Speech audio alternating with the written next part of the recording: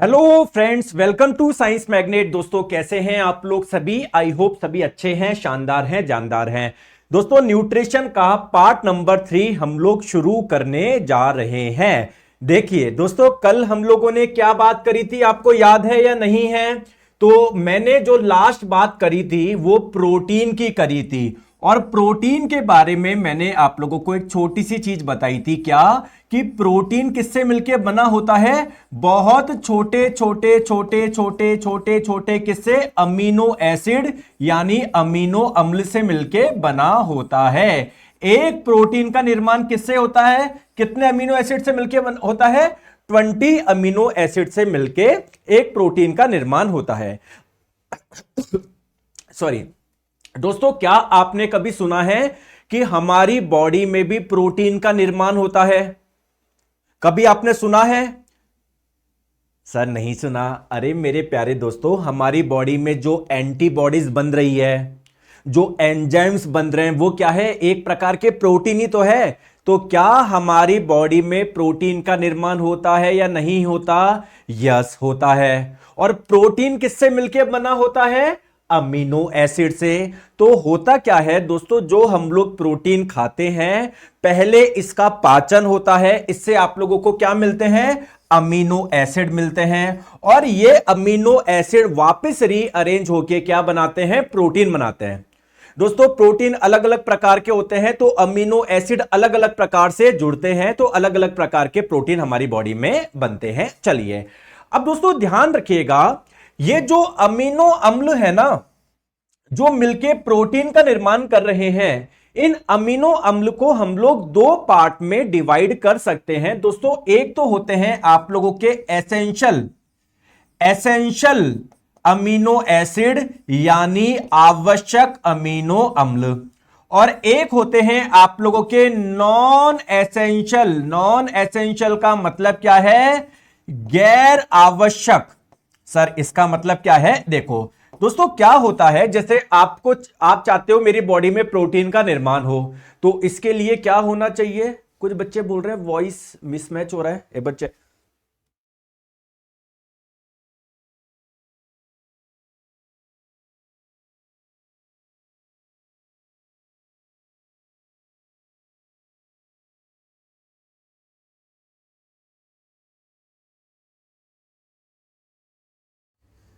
दोस्तों एक बार चेक कराता हूं, आप टेंशन मत लीजिए।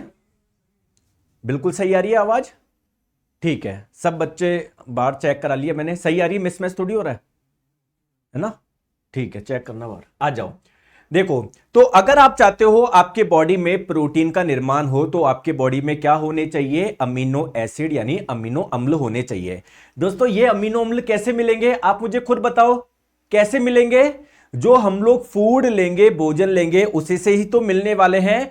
तो मेरे प्यारे दोस्तों, कुछ कुछ अमीनो अम्ल ऐसे भी होते हैं जो हमारी बॉडी में उनका निर्माण हो जाता है, और और कुछ अमीनो अम्ल ऐसे होते हैं जब हम लोग फूड लेते हैं ना, तभी वो हमारी बॉडी में आते हैं। तो दोस्तों इस आधार पे अमीनो एसिड को दो टाइप में मैंने क्लासिफाई कर दिया।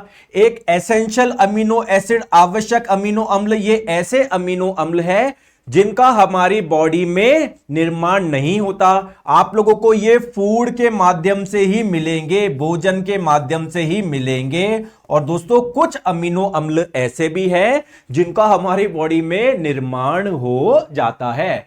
तो देखिए दोस्तों, आपको पता है प्रोटीन आपका अमीनो अम्ल से मिलकर बना होता है, ठीक है। दोस्तों इनमें से 20 अमीनो अम्ल है ना, इनमें से 9 अमीनो एसिड को हम लोग एसेंशियल यानी आवश्यक अमीनो अम्ल बोलते हैं, क्योंकि इनका हमारी बॉडी में निर्माण नहीं होता, ये फूड से ही हम लोगों को मिलेंगे।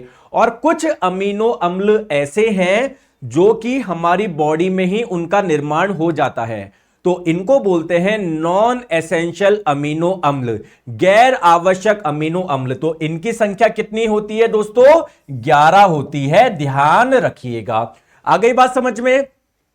दोस्तों प्रोटीन जो अमीनो अम्ल से मिलके बने होते हैं, इन अमीनो अम्ल के नाम बताऊं कैसे होते हैं? नाम आपको याद रखने की जरूरत नहीं है, ऐसे कुछ नाम होते हैं, ल्यूसीन, आइसोल्यूसीन, लाइसिन, मेथिओ, ये जस्ट एग्जांपल बता रहा हूं मैं।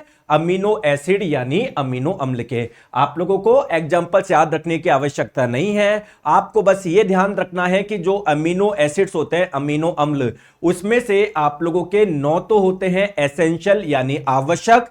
क्यों? क्योंकि वो आपको फूड से ही मिलेंगे। जबकि 11 कैसे होते हैं? नॉन एसेंशियल, उसको गैर आवश्यक बोलते हैं। क्यों? क्योंकि इनका हमारी बॉडी में निर्माण हो जाता है। चलिए आ जाओ, अब बात आती है कि सर कि मुझे कौन से फूड से प्रोटीन मिलेगा, प्रोटीन के सोर्स क्या है। आइए दोस्तों प्रोटीन के सोर्स की बात करते हैं। सबसे पहले एनिमल सोर्स की बात करते हैं, है ना।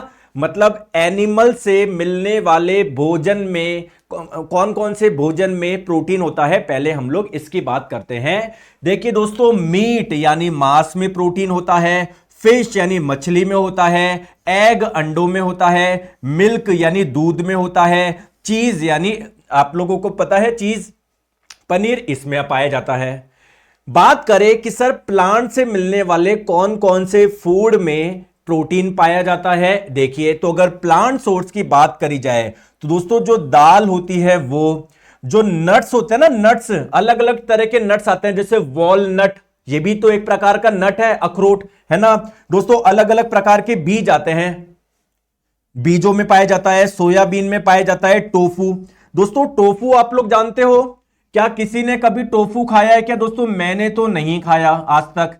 मैंने एक्चुअली में 2-3 दिन पहले ही खाया है, जिंदगी में पहली बार। एक्चुअली में मतलब मेरी बेटी को जब मैं डॉक्टर के दिखाने गया तो डॉक्टर साहब ने बोला इनको टोफू खिलाया करो। अब ये टोफू होता क्या है? दिखने में ये बिल्कुल पनीर के जैसा होता है, लेकिन अंतर क्या होता है दोस्तों? जो टोफू होता है ना, जो सोयाबीन, जानते हो सोयाबीन? हाँ, सोयाबीन का बनाया जाता है पहले दूध, सोयाबीन से दूध निकाला जाता है उसको क्रश करके, फिर उसको जमा के पनीर जैसा बनता है, इसे बोलते हैं टोफू।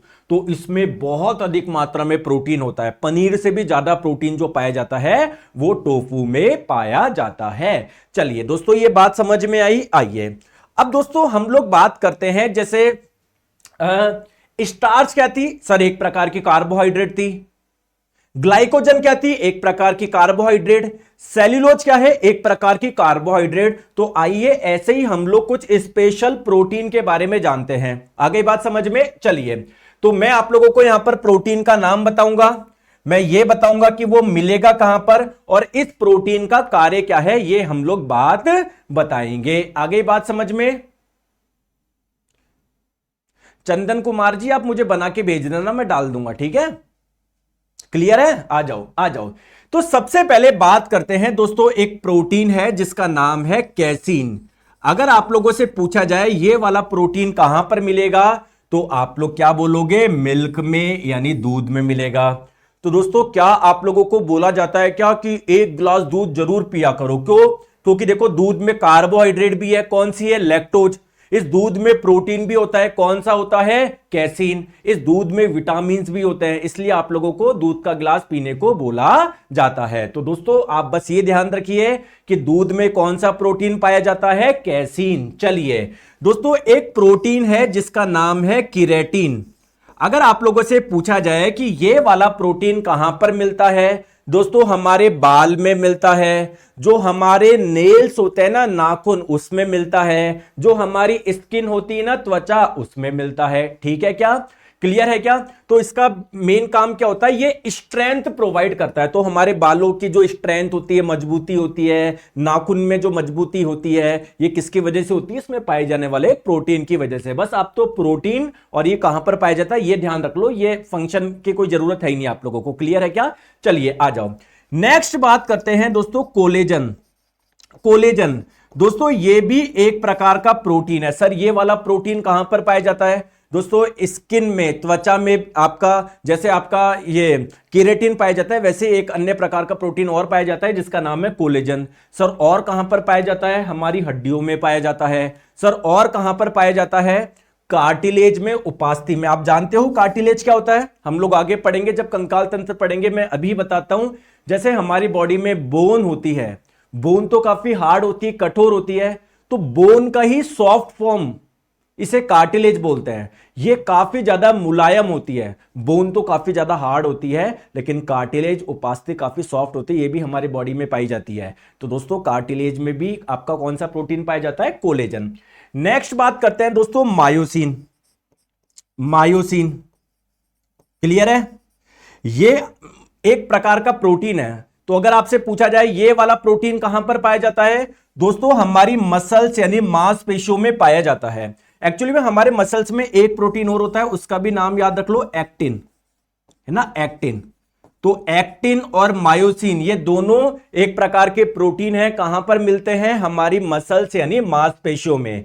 दोस्तों मुझे एक चीज बताएंगे कि यहां पर क्या यहां पर एक मसल होती है कि इस मसल का नाम क्या है? कोई बताएगा क्या?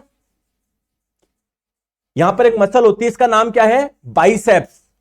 और ये नीचे वाली मसल का नाम क्या होता है? ट्राइसेप्स। दोस्तों जब मैं ऐसे करूंगा, ध्यान से समझना, जब मैं ऐसे करूंगा तो ये जो मसल होगी क्या इसमें कॉन्ट्रैक्शन होगा क्या, संकुचन होगा क्या? बोलो यस। और जब मैं ऐसे करूंगा तो ये जो मसल्स होगी इसमें थोड़ा सा फैलाव होगा क्या? तो जब हम लोग ऐसे करते हैं तो क्या हमारी मसल्स में कॉन्ट्रैक्शन होता है क्या, संकुचन होता है क्या? तो मसल में कॉन्ट्रैक्शन के लिए दोनों ये दोस्तों ये दोनों प्रोटीन का बहुत महत्वपूर्ण योगदान होता है। क्या? एक्टिन और मायोसिन। आगे बात समझ में? बिल्कुल। चलिए नेक्स्ट हम लोग बात करते हैं ग्लूटन। दोस्तों आपने सुना है क्या ग्लूटन का नाम? ग्लूटन दोस्तों ये भी एक प्रकार का प्रोटीन होता है। ये वाला प्रोटीन आप लोगों को कहां पर मिलता है? दोस्तों गेहूं में मिलता है, जौ में मिलता है। आप लोग मुझे एक चीज बताएंगे, जब आप लोग गेहूं का आप लोग आटा लेकर आए, रोटी बनाने के लिए जब आप लोग आटा लगाते हो और उसको जब सेकते हो, क्या रोटी फूल जाती है क्या? तो बेसिकली वो जो आटा फूल रहा है या रोटी फूल रही है, वो उसके पीछे कौन कारण होता है? ये ग्लूटेन ही कारण होता है। आगे बात समझ में? साथ में दोस्तों आटे जो थोड़ा सा फ्लेक्सिबल होता है, लचीला होता है, वो किस वजह से होता है? इस ग्लूटेन की वजह से ही होता है। ये क्या है? एक प्रकार का प्रोटीन है। नेक्स्ट दोस्तों हीमोग्लोबिन। हम ब्लड वाले चैप्टर में पढ़ेंगे इसके बारे में, लेकिन ध्यान रखो यह भी एक प्रकार का प्रोटीन है। दोस्तों क्या कभी आपको डॉक्टर साहब बोलते हैं कि कभी कोई व्यक्ति बीमार हो जाता है, यार आपके बॉडी में हीमोग्लोबिन बहुत कम है। हीमोग्लोबिन क्या है? एक प्रकार का प्रोटीन, यानी आपकी बॉडी में दोस्तों प्रोटीन बन ही नहीं रहा। अलग अलग प्रकार के प्रोटीन बनते हैं, उसमें हीमोग्लोबिन भी एक प्रोटीन है।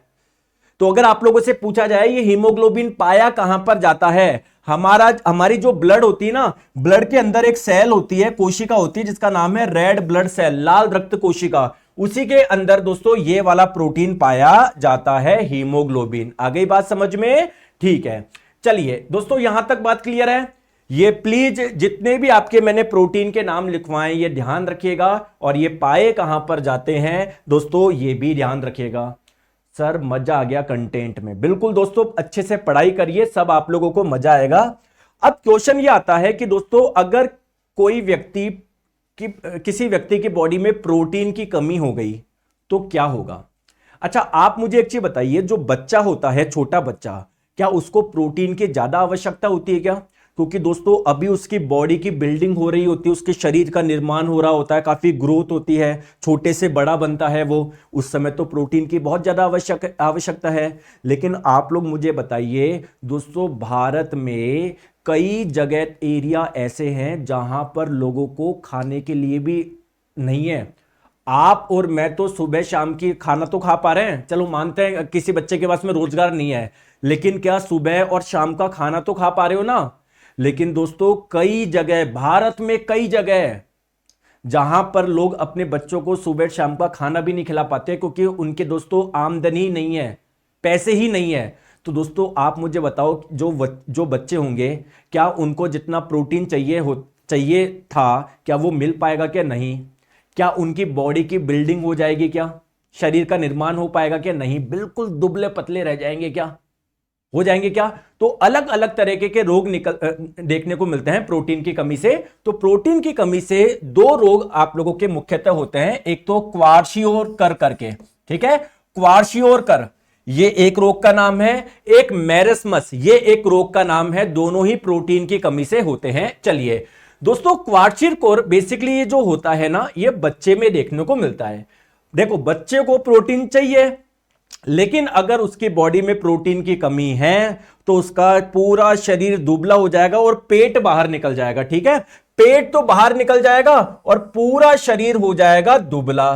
तो ध्यान रखिएगा, अगर प्रोटीन की बहुत अधिक कमी हो गई तो ये वाला रोग देखने को मिलेगा। दोस्तों इसमें वजन पूरा कम हो जाता है, जो मसल्स होती है, मांसपेशियां, वो उसका क्षय होता है। क्षय होने का मतलब क्या है? मसल्स टूटना, मतलब मसल्स बन ही नहीं रही है। और मसल्स में क्या प्रोटीन होता है क्या? मसल्स में प्रोटीन होता है क्या? यानी मसल्स के लिए प्रोटीन आवश्यक है क्या? प्रोटीन खा ही नहीं रहे तो मसल्स बनी रहेगी नहीं, मसल्स धीरे धीरे कमजोर आप लोगों की होगी। क्लियर है क्या? त्वचा में दोस्तों काफी रिंकल्स यानी दरारें सी पड़ जाएगी, पेट में आप लोगों की सूजन आ जाएगी और दिन भर सुस्ती रहेगी। ये क्या है? सिम्टम्स है, लक्षण है कौन से रोग के? क्वाशियोरकर। दोस्तों मैरस्मस किसे बोलते हैं? मैरस्मस को आप लोग कुपोषण भी बोल सकते हो, मतलब प्रोटीन की कमी है यानी पोषण की कमी है, इसमें भी पूरा बॉडी ऐसे हो जाएगा। तो यह रोग बेसिकली प्रोटीन और कैलोरी की गंभीर कमी के कारण होता है। कैलोरी किसको बोलते हैं? ऊर्जा। अभी ऐसे समझो, ऊर्जा की कमी से। तो मान लो आप लोगों को प्रोटीन मिल जाता तो कहीं ना कहीं आपको थोड़ी बहुत एनर्जी मिल जाती। क्लियर है? अब प्रोटीन की कमी है तो एनर्जी की कमी है, तो बॉडी आप लोगों की बहुत ज्यादा वीक रहेगी। जैसे देखो ये व्यक्ति भी देखो बहुत अधिक पतला है, मसल्स काफी दोस्तों कमजोर रहेगी और बॉडी में एनर्जी की कमी रहेगी। आप तो दोस्तों नाम याद रखिएगा, प्रोटीन की कमी से दो रोग होते हैं। आगे बात समझ में? चलिए दोस्तों कुछ क्वेश्चन हम लोग कर लेते हैं। अच्छा एक चीज और मैं बता दूं प्रोटीन के बारे में, फिर हम लोग इसके क्वेश्चन करते हैं। देखो दोस्तों आपको मैंने बताया था कोई भी जीव होता है ना, वो सेल यानी कोशिका से बना होता है, बहुत सारी कोशिका से बना होता है। ठीक है दोस्तों, अगर बात करें किसी एक कोशिका की तो इसकी सबसे जो आउटर लेयर होती है, सबसे बाहरी लेयर, उसे आपने क्या बोला था? बताओ। सेल वॉल यानी कोशिका भित्ति बोला था। क्लियर है? और दोस्तों इसके अंदर एक और लेयर होती है जिसे आप लोग बोलते हैं सेल मेम्ब्रेन यानी कोशिका झिल्ली। आ गई बात समझ में? कोशिका झिल्ली। क्लियर है क्या? दोस्तों ध्यान रखना, कोशिका झिल्ली के निर्माण किससे होता है? प्रोटीन एवं फैट से। प्रोटीन एंड फैट दोनों से आप लोगों के कोशिका झिल्ली का निर्माण होता है। आगे बात समझ में? चलिए दोस्तों अब क्वेश्चंस करते हैं, बताएंगे। प्रोटीन कहां पर देखने को मिलेगा आपको? दोस्तों हमारी बॉडी में जो एंटीबॉडीज बनती है किसी बीमारी से लड़ने के लिए, वो बेसिकली एक प्रकार के प्रोटीन ही होते हैं। हमारी बॉडी में अलग अलग एंजाइम्स बनते हैं।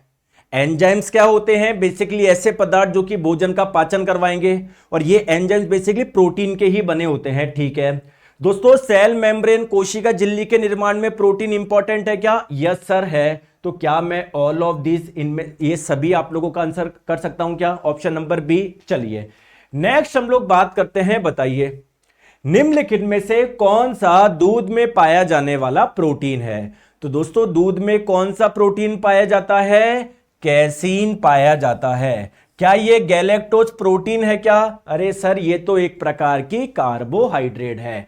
चलिए दोस्तों इसका आंसर बताएंगे। क्वेश्चन में आप लोगों से पूछा गया है अमीनो एसिड के 4 प्रमुख तत्व क्या है। देखो दोस्तों आपको पता है, मैंने बताया था प्रोटीन आप लोगों का 4 तत्वों से मिलकर बना होता है, carbon, hydrogen, nitrogen and oxygen. बहुत बढ़िया।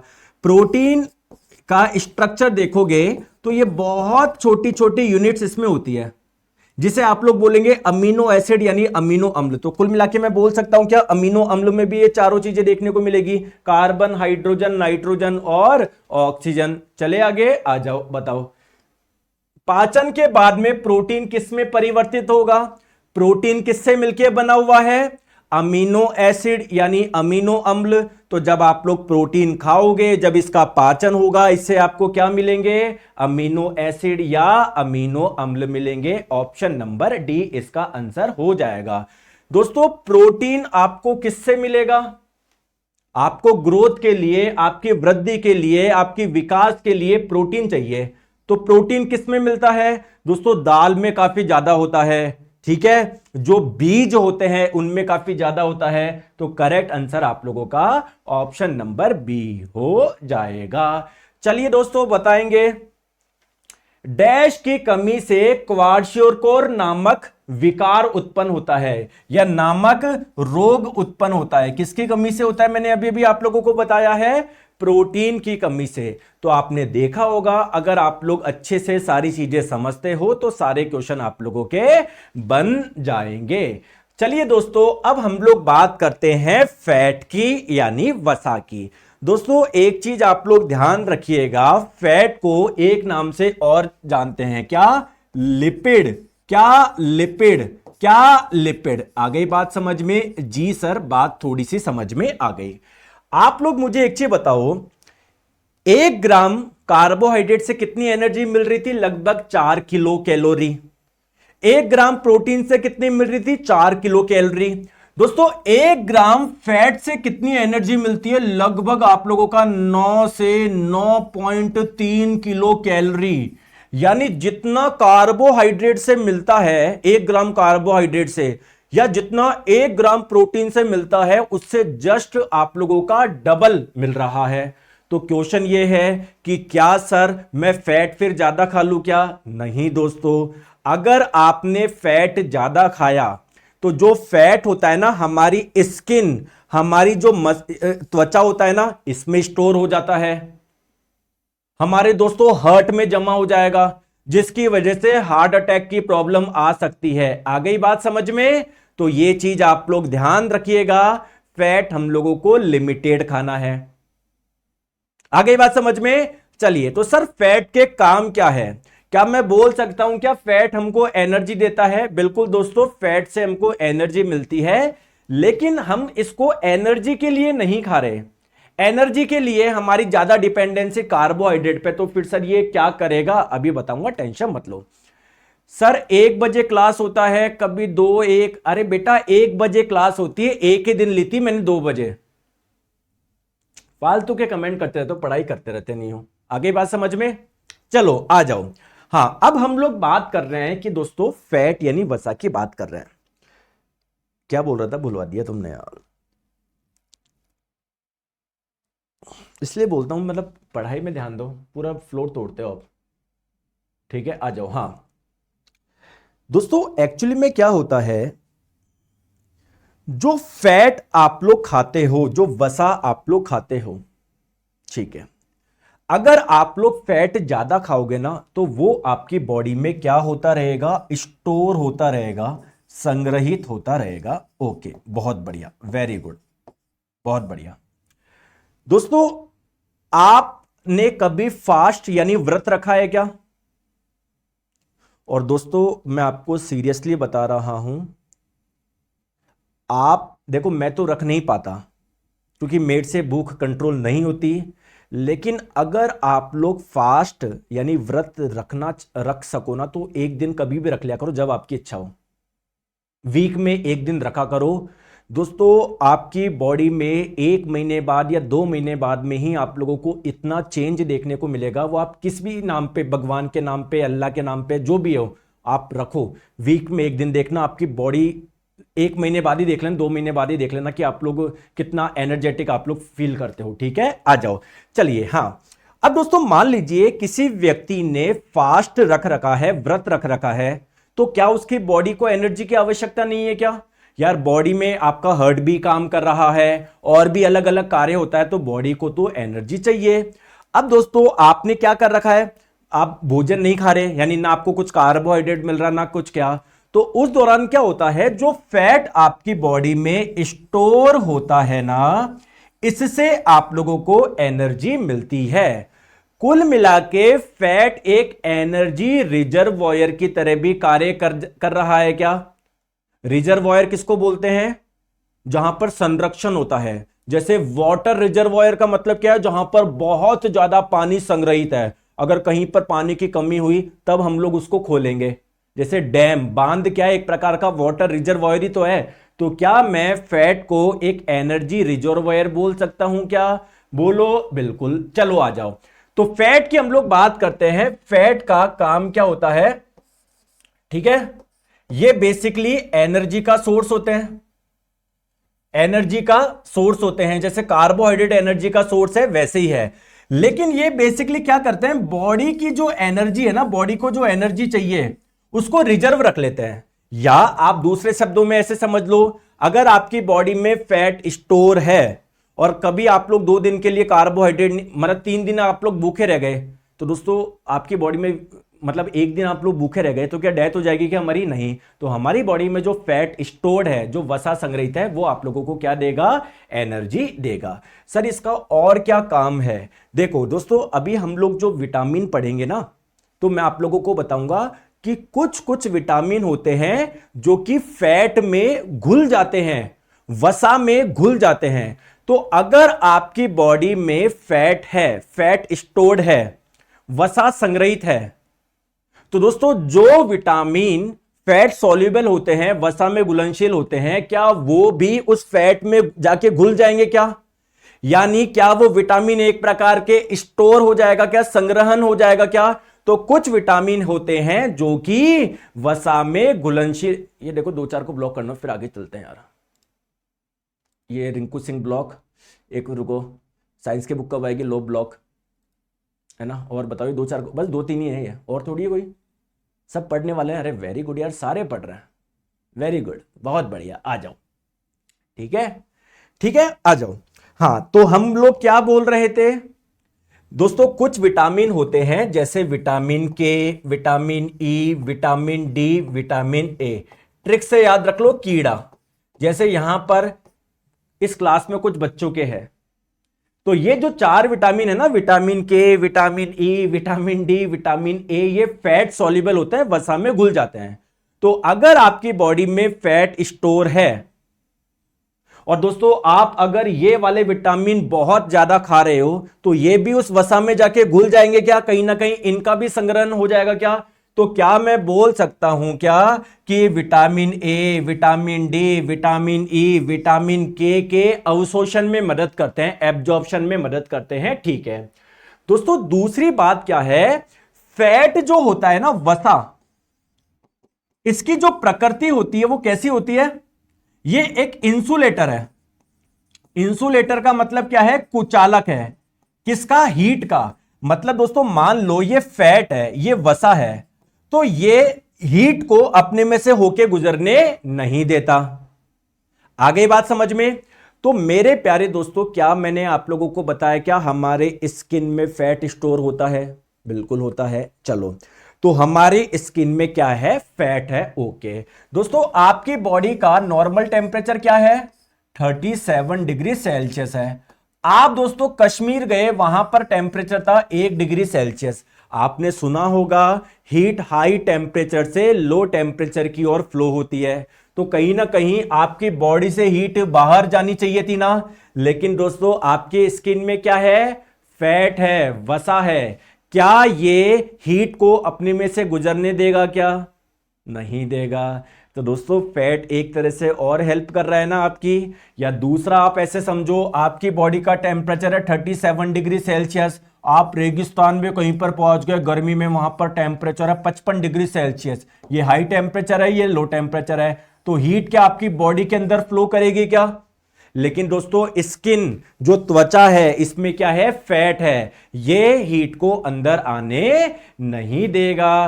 तो कहीं ना कहीं मैं बोल सकता हूं क्या वसा हमारे शरीर को गर्म रखने में मदद करता है। गर्म रखने का मतलब क्या है? जैसे मान लो अगर कहीं ठंड में चले गए आप लोग, आप ऐसे बोल दो हमारी बॉडी का टेम्परेचर, या फिर ऐसे बोल सकते हो बॉडी का टेम्परेचर कंट्रोल करने में मदद करता है, बॉडी का टेम्परेचर कंट्रोल करने में। आ गई बात समझ में? अगर मान लो दोस्तों हीट बाहर से अंदर आ गई, तो वो आपके लीवर, किडनी, है ना, बाकी सब भी अफेक्ट होंगे। तो कुल मिला के ये हमारे जो महत्वपूर्ण अंग है, वाइटल ऑर्गन्स है, उसकी भी क्या कर रहा है, हेल्प कर रहा है। आगे बात समझ में क्लियर है? ठीक है, आ जाओ दोस्तों। मैंने आपको एक चीज बताई थी कि कोशिका झिल्ली किससे मिलकर बनी होती है? प्रोटीन और फैट से, प्रोटीन और वसा से। तो क्या वसा का एक महत्वपूर्ण योगदान है क्या कोशिका झिल्ली के निर्माण में, या कोशिका झिल्ली का एक ये इंपॉर्टेंट कंपोनेंट है क्या? यस और नो बोलो। Yes sir. आ गई बात समझ में? ठीक है। अब दोस्तों फैट यानी लिपिड के बारे में कुछ मैं और बात बताता हूं। देखो दोस्तों, जब आपने मान लो कोई फूड लिया, उसमें था फैट यानी वसा, जब इसका पाचन होगा तो आप लोगों को मिलेगा क्या, या मैं बोलूं ये किससे मिलके बना होता है? तो ये फैटी एसिड यानी वसीय अम्ल और ग्लिसरॉल नाम के एक पदार्थ से मिलके बना होता है। तो अगर आप लोगों से एग्जाम में पूछ लिया जाए कि जब वसा का पाचन होगा या जब वसा सरल पदार्थों में टूटेगा तो आपको क्या मिलेंगे? फैटी एसिड यानी वसीय अम्ल और ग्लिसरॉल आप लोगों को मिलेगा। ये ध्यान रख लोगे। या फैटी एसिड और ग्लिसरॉल मिलके क्या बनाते हैं? फैट बनाते हैं या लिपिड बनाते हैं। हिंदी में क्या बोलेंगे? वसा बनाते हैं। आ गई बात समझ में? ठीक है ना। एनर्जी का मैंने आपको बता ही दिया था, लगभग आप लोगों को 9 से 9.3 किलो कैलोरी क्या मिलेगी? एनर्जी मिलेगी। चलिए अब सर फैट के दो मुख्य काम बता दो जल्दी से, सॉरी दो इंपॉर्टेंट पॉइंट और बता दो। ठीक है, देखो दोस्तों, क्या हमारी बॉडी बहुत सारी कोशिका से मिलकर बनी हुई है क्या? Yes sir, yes sir. दोस्तों ऐसी कोशिकाएं जिनकी संरचना बिल्कुल एक जैसी होती है, जिनका कार्य एक जैसा होता है, उस कोशिका के समूह को हम लोग बोलते हैं टिश्यू यानी उत्तक। क्या मैं बोल सकता हूं क्या हमारी बॉडी में टिश्यू यानी उत्तक पाए जाते हैं? अरे कोशिका के समूह को टिश्यू बोलते हैं। तो अगर हमारी बॉडी में बहुत सारी कोशिकाएं पाई जा सकती है तो मैं बोल सकता हूं कि टिश्यू भी पाए जाते हैं, उत्तक पाए जाते हैं। ठीक है दोस्तों, जब हम लोग चैप्टर पढ़ेंगे टिश्यू वाला तो मैं वहां पर पढ़ाऊंगा हमारी बॉडी में 4 प्रकार के उत्तक पाए जाते हैं। उनमें से एक उत्तक है जिसका नाम है एडिपोज टिश्यू, एडिपोज उत्तक। क्लियर है सर? ये वाला उत्तक कहां पर पाया जाता है? हमारी स्किन में पाया जाता है, हमारी त्वचा में पाया जाता है। क्लियर दोस्तों, हमारी मसल्स यानी मांसपेशी में भी ये वाला उत्तक पाया जाता है। अब ध्यान से समझो दोस्तों, ये एडिपोज टिश्यू का कार्य क्या होता है? जो आप लोग फैट खाते हो ना, तो आपकी बॉडी में तो फैट जो आएगा ना, तो जो फैट का स्टोरेज होता है, संग्रहण होता है, वो कहां पर होता है? एडिपोज टिश्यू में होता है। ये वाले टिश्यू कहां पर पाए जाते हैं? स्किन में और मसल्स में। तो अगर कोई व्यक्ति फैट बहुत ज्यादा खाएगा तो उसकी स्किन में, त्वचा में क्या है? Adipose tissue. ये क्या करता है? फैट संग्रहित करता है। तो क्या आपकी फैट में आपकी स्किन में बहुत ज्यादा फैट आ जाएगा क्या? आपकी स्किन थोड़ी मोटी हो जाएगी क्या? आदमी भी मोटा हो जाएगा क्या? तो जो व्यक्ति मोटा होता है उसको क्या बोलते हैं? यार तेरे में फैट बहुत ज्यादा है, फैट कम कर। आ गई बात समझ में? दोस्तों क्या आपने सुना है मोटे आदमी को ठंड कम लगती है और पतले आदमी को ठंड ज्यादा लगती है? क्यों? क्योंकि मोटा जो है आदमी उसमें फैट ज्यादा है। और फैट किसका कार्य करता है? इंसुलेटर का, कुचालक का। वो ही बॉडी की हीट को बाहर जाने नहीं दे रहा, यानी उसका शरीर गर्म रहेगा।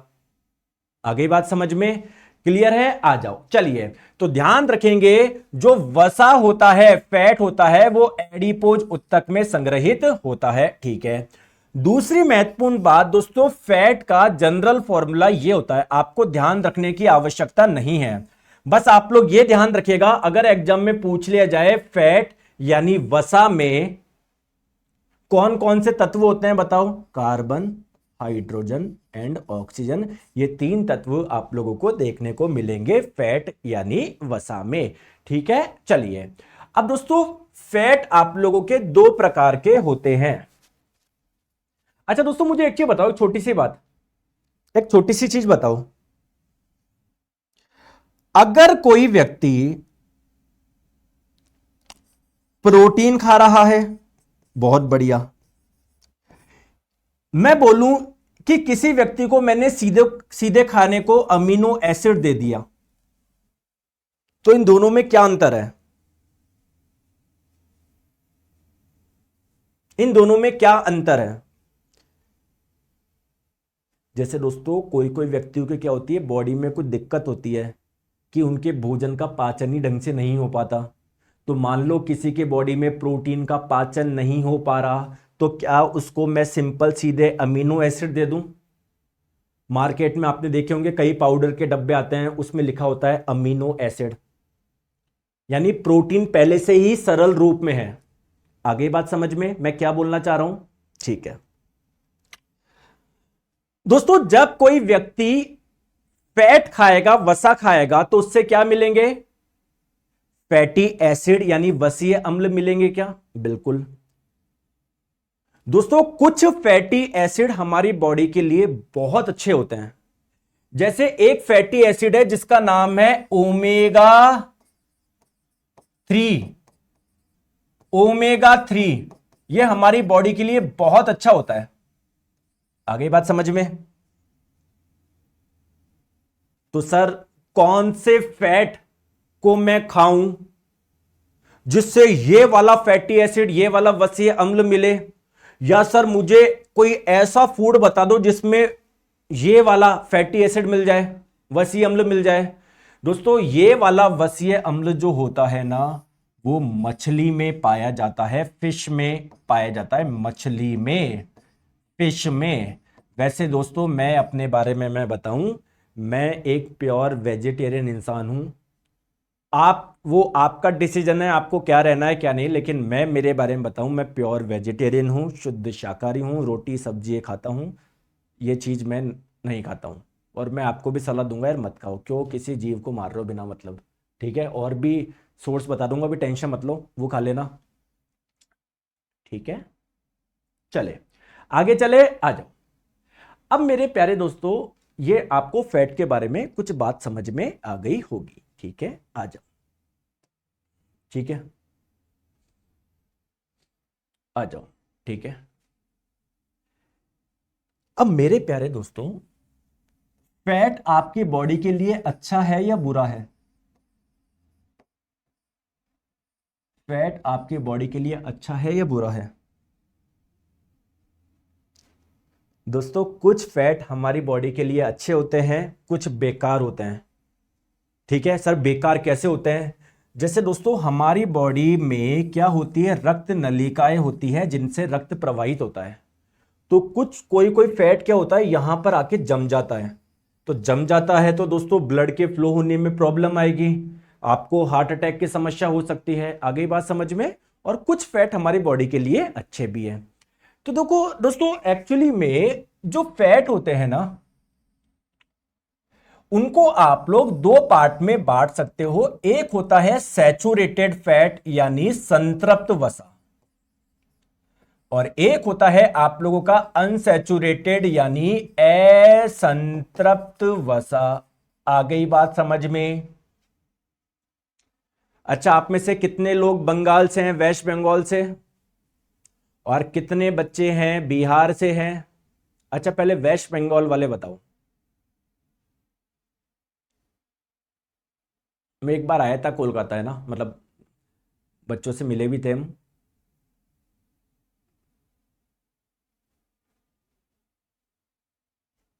ठीक है, तो कोलकाता में वो होटल है ना, कौन सा है वो,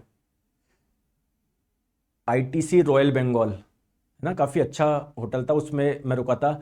जब पटना में आया था, पटना में भी बच्चों से मिला, तो पटना में बच्चों ने खिलाया था मुझे लिट्टी चोखा, मतलब लिट्टी चोखा, वो बिल्कुल जैसे राजस्थान में दाल बाटी होती है ना, वैसे उस टाइप का था, अच्छा था, ठीक है।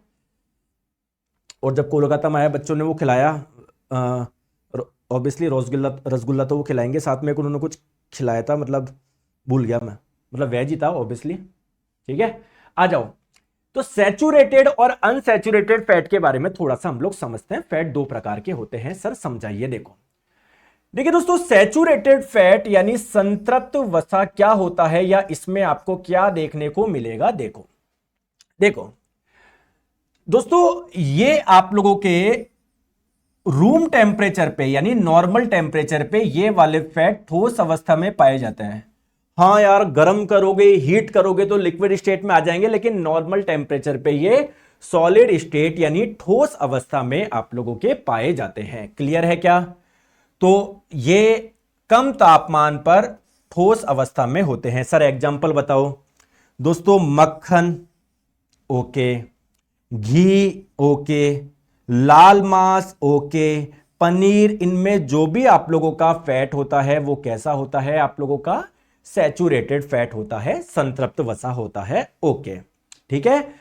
मतलब आप ये बोल सकते हो बेसिकली एनिमल यानी जंतु जो होते हैं ना, उनसे जो फैट मिलता है वो कैसा होता है? सैचुरेटेड फैट होता है। दोस्तों, अनसैचुरेटेड फैट, असंतृप्त वसा क्या होते हैं? दोस्तों, ये जनरली आप लोगों के लिक्विड स्टेट में पाए जाते हैं। जैसे फॉर एग्जांपल आप लोगों के जैतून के तेल में, जो जैतून का तेल क्या है? लिक्विड स्टेट में है, तो इसमें जो फैट होगा वो कैसा है? अनसैचुरेटेड है। ठीक है। और भी आप लोगों के सोयाबीन का तेल, मछली का तेल, सूरजमुखी का तेल, ये आप लोगों के सारे क्या है? अनसैचुरेटेड फैट है। दोस्तों, अनसैचुरेटेड फैट भी दो टाइप का होता है, ये आपको सब टाइप ध्यान रखने की आवश्यकता नहीं है, बस एक दो ये एग्जांपल याद रख लो। सोयाबीन का तेल, सूरजमुखी का तेल, मछली का तेल। अब देखो दोस्तों, अनसैचुरेटेड फैट जनरली आप लोगों को जो मिलता है वो प्लांट से मिलता है, पादप से मिलता है। एक एक्सेप्शन है, एक अपवाद है, क्या? मछली का तेल। ये बेसिकली किससे मिला है? मछली से मिला है, फिश से मिला है, एनिमल से मिला है। लेकिन ये कैसा है आप लोगों को? और आपने बोला कि प्लांट से मिलने वाला होता है आपका अनसैचुरेटेड फैट, लेकिन मछली ये तो एक एनिमल है, तो आप सोचोगे ये अनसैचुरेटेड नहीं है, ये तो सैचुरेटेड है। लेकिन एक अपवाद है, मछली का तेल। मछली के तेल में अनसैचुरेटेड फैट आपको देखने को मिलेगा। सिमिलरली दोस्तों, जो आप लोगों के सैचुरेटेड फैट होते हैं ना, ये जनरली आप लोगों को एनिमल से मिलते हैं, जंतु से मिलते हैं। एक अपवाद है, एक एक्सेप्शन है, एक अपवाद है, नारियल का तेल। नारियल का तेल आप लोग बोलोगे सर ये तो प्लांट से मिला है हम लोगों को, और प्लांट से जो मिलते हैं सर आपने बताया वो अनसैचुरेटेड होते हैं, असंतृप्त होते हैं। लेकिन दोस्तों, नारियल के तेल में कैसा फैट होता है? सैचुरेटेड होता है, संतृप्त होता है। ठीक है, ये एक अपवाद ध्यान रख लीजिएगा। अच्छा, अगर मैं आपको बोलूं सैचुरेटेड फैट बॉडी के लिए अच्छे होते हैं या unsaturated fat? Saturated fat body के लिए अच्छे होते हैं या अनसैचुरेटेड फैट? बोलो दोस्तों। देखो, एनिमल से, जंतु से कौन सा फैट मिल रहा है आप लोगों को? कौन से फैट मिल रहे हैं? Saturated fat. और दोस्तों, सैचुरेटेड फैट हमारी बॉडी के लिए अच्छे नहीं होते हैं। अनसैचुरेटेड फैट, असंतृप्त वसा किससे मिलते हैं आप लोगों को? प्लांट से मिलते हैं, और ये वाले फैट हमारी बॉडी के लिए अच्छे होते हैं। तो अनसैचुरेटेड फैट को गुड फैट, अच्छी वसा भी बोलते हैं। और ये मैं नहीं बोल रहा, ये एनसीईआरटी बोल रही है। ठीक है, कि एनिमल में जो फैट पाया जाता है वो सैचुरेटेड होता है, संतृप्त होता है, और सैचुरेटेड फैट हमारी बॉडी के लिए अच्छे नहीं होते। मतलब एक लिमिट से बात थोड़ा खाओगे तो बिल्कुल भी अच्छे नहीं है। ये वाले फैट हमारी बॉडी के लिए अच्छे होते हैं, अनसैचुरेटेड फैट। आ गई बात समझ में? क्लियर है क्या? चलिए आ जाओ। अब दोस्तों, ये क्वेश्चन आया आप लोगों से, इसका आंसर बताओ। आ जाओ। किस आहारी घटक की, जो आहार आप लोग लेते हैं उसमें कई घटक होते हैं, कार्बोहाइड्रेट, प्रोटीन, फैट, तो किस आहार घटक की प्रति ग्राम मात्रा मनुष्य में ज्यादा एनर्जी देगी? दोस्तों, प्रोटीन के 1 ग्राम से लगभग 4 किलो कैलोरी मिलती है। कार्बोहाइड्रेट के भी 1 ग्राम से 4 किलो कैलोरी एनर्जी मिलती है। लेकिन फैट यानी वसा के 1 ग्राम से आप लोगों को कितनी मिलती है? 9 से 9.3 किलो कैलोरी एनर्जी, यानी सबसे ज्यादा किससे मिल रही है? इससे मिल रही है। सबसे ज्यादा खा क्या रहे हैं अपन? कार्बोहाइड्रेट। क्यों? क्योंकि इसका इजीली हमारी बॉडी में मेटाबॉलिज्म हो जाता है, डाइजेशन हो जाता है, पाचन हो जाता है। आगे बात समझ में? लगभग 300 ग्राम खाते हैं तो कितना खाते हैं? 50-60 ग्राम खाते होंगे। क्लियर है? आगे बात समझ में? क्लियर है? आ जाओ। नेक्स्ट क्वेश्चन आपके स्क्रीन पे बताएंगे। अरे दोस्तों, मजा आ रहा है नहीं आ रहा पढ़ाई करने में, है ना? तो मजा आ जाएगा। बस सारा ध्यान आप लोग इधर रखो, सारा ध्यान इधर रखो। ग्लिसरॉल को किसके साथ मिलाने पर लिपिड बन जाएंगे, फैट बन जाएंगे? तो फैट किससे मिलकर बना हुआ था? फैटी एसिड यानी वसीय अम्ल और ग्लिसरॉल से, यानी कहीं ना कहीं ग्लिसरॉल और वसीय अम्ल मिलके क्या बनाएंगे? लिपिड बनाएंगे। बताओ क्वेश्चन बन रहे या नहीं बन रहे? अच्छे से ध्यान दोगे, एक एक क्वेश्चन बनेगा। क्लियर है? चलिए दोस्तों, ये हम लोग कर चुके हैं। अब इसकी नेक्स्ट क्लास में हम लोग विटामिन और मिनरल्स करेंगे। अभी स्टार्ट करा दूं क्या विटामिन? ठीक है, अगली क्लास में करेंगे हम लोग विटामिन और मिनरल्स। चलो दोस्तों, है ना, तो एक क्लास वैसे भी लगेगी, अगली क्लास में मैं करा दूंगा। न्यूट्रिशन का 4 क्लास में आप लोगों का पूरा हो जाएगा। फिर इसके बाद में मैं आपको टेस्ट दूंगा न्यूट्रिशन का, जहां पर आप लोगों को टेस्ट देना है और देखना है कि आप लोगों को कितनी चीजें याद है। दोस्तों, अगर आपको सिलेक्शन चाहिए, बस 2-3 चीजें आप लोगों को ध्यान रखनी है और कुछ भी नहीं है। बता दूं, सिलेक्शन चाहिए तो बताऊं, अगर नहीं चाहिए तो फिर क्या ही बताऊं। दोस्तों, आप अपना पूरा ध्यान किस पे रखेंगे? पहले सिलेबस पूरा कंप्लीट करने में। जैसे मैं फिजिक्स पूरी करवा चुका हूं, तो आई होप बच्चों ने फिजिक्स भी कर ली होगी। बायोलॉजी चल रही है, तो पहले पूरा ध्यान आप लोग रखो सिलेबस कंप्लीट करने में। कंप्लीट करने का मतलब ये नहीं है कि दोस्तों क्लास जल्दी जल्दी 2x पे देख ली। कंप्लीट करने का मतलब है जो सिलेबस में जितने भी चीजें अच्छे से उसको समझ लो। दूसरी चीज क्या है दोस्तों, आप लोग साथ में रिवीजन भी करते रहो। जैसे जैसे आप लोग रिवीजन करते रहोगे, जितना ज्यादा रिवीजन करोगे वो आप लोगों के माइंड में फिट बैठ जाएगा, आप लोगों को चीजें याद हो जाएगी। ठीक है, अब सर रिवीजन कैसे करें? दोस्तों, आप मुझे एक चीज बताएंगे, जैसे फॉर एग्जांपल न्यूट्रिशन की आपने क्लास नंबर 1 देखी, आप मुझे बताओ इसको रिवीजन करने के लिए क्या बार बार आप लोग वीडियो देखोगे क्या? नहीं। तो आपने जो नोट्स बनाए या मैंने जो आपको पीडीएफ दी उससे आप लोग रिवाइज कर लिया करो। क्लियर है? तो प्लीज पहले इन पे ध्यान दो, जब एग्जाम आएगा आपके पास में फिर मैं आप लोगों को एक्सपेक्टेड क्वेश्चंस भी करवाऊंगा। एक्सपेक्टेड क्वेश्चंस कुछ नए नहीं है, इन्हीं में से आप लोगों के आएंगे। आ गई बात समझ में? तो प्लीज अपना सारा ध्यान इस पे दो और डिस्ट्रैक्शन से आप लोग बचो, है ना। तो दोस्तों, मिलेंगे हमारी नेक्स्ट क्लास मंडे में, ठीक है, इसके नेक्स्ट पार्ट में। Thank you so much, take care, bye bye. ठीक है, मजा आ रहा है? Love you all, bye bye.